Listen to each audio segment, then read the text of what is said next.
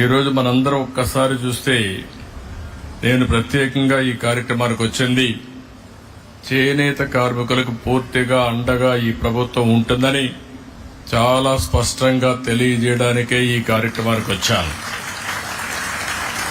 ఒక్కసారి మనందరం కూడా ఈ సందర్భంగా చేనేత కార్మికులకు గాని అదే మరిగా చేనేత పరిశ్రమను ప్రోత్సహించే ప్రతి ఒక్కరికి చేనేత దినోత్సవ సందర్భంగా మనస్ఫూర్తిగా శుభాకాంక్షలు తెలియజేస్తున్నా, అభినందనలు తెలియజేస్తున్నా.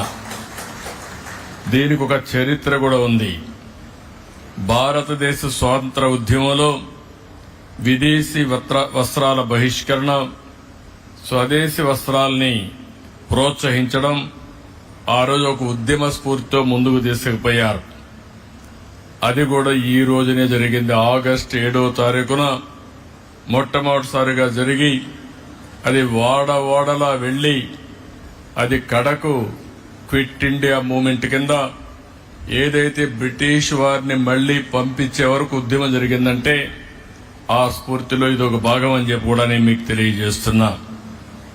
అదే మరి మన దేశంలో కూడా 2015 నుంచి ఈ యొక్క చేనేత అంతర్జాతీయ దినోత్సవాన్ని జరపాలని చెప్పి అనుకోవడం, కేంద్రంలో మోడీ గారు చేయడం, నేను ముఖ్యమంత్రిగా ఉన్నప్పుడు 2015 నుంచి ఈ కార్యక్రమానికి శ్రీకారం చుట్టాం.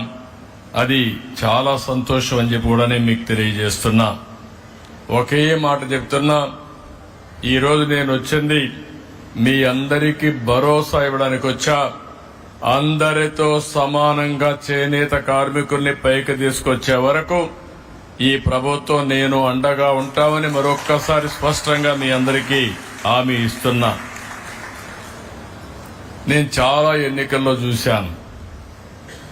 ఏ ఎన్నికలు వచ్చినా కొంతమంది అటో ఇటో వెళ్లారు గాని చేనేత కార్మికులు మాత్రం మూకుమ్మడిగా బలపరిచింది తెలుగుదేశం పార్టీనే బలపరిచారు అన్ని ఎన్నికల్లో.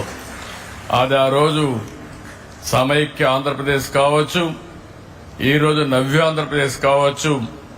ఎప్పుడు కూడా ఎక్కడ చేనేత కార్మికులు ఉంటారో అక్కడ ఎప్పుడు తెలుగుదేశం పార్టీకి మెజారిటీ వస్తుంది, ఆదరణ చూపించారు.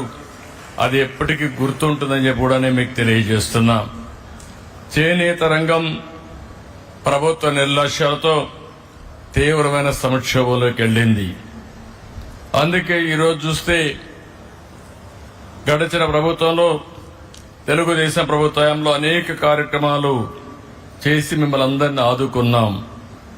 కానీ ఇటీవల ప్రభుత్వాన్ని మనం చూస్తే నేతన్న హస్తం పేరు చెప్పి మీకు అందే అన్ని రంగాల పథకాలను అన్ని రద్దు చేసే పరిస్థితికి వచ్చారు. అంటే ఏదో ఒక 24,000 రూపాయలు మీకు ఇస్తే దాంతోనే మీ జీవితాలు బాగుపడిపోతాయని, పెన్షన్ 3,000 ఇస్తున్నాం, ఇప్పుడు 4,000 ఇస్తున్నాం, కానీ నెలకు 2,000 ఇస్తే మీ జీవితాలు మారిపోతాయనుకోవడం ఏ విధంగా సబబో మనం ఒక్కసారి ఆలోచించుకోవాల్సిన అవసరం ఉంది. అన్ని పథకాలని రద్దు చేశారు. అదే మరిగా సొంత మగ్గం ఉంటేనే చేనేత నేస్తమన్నారు.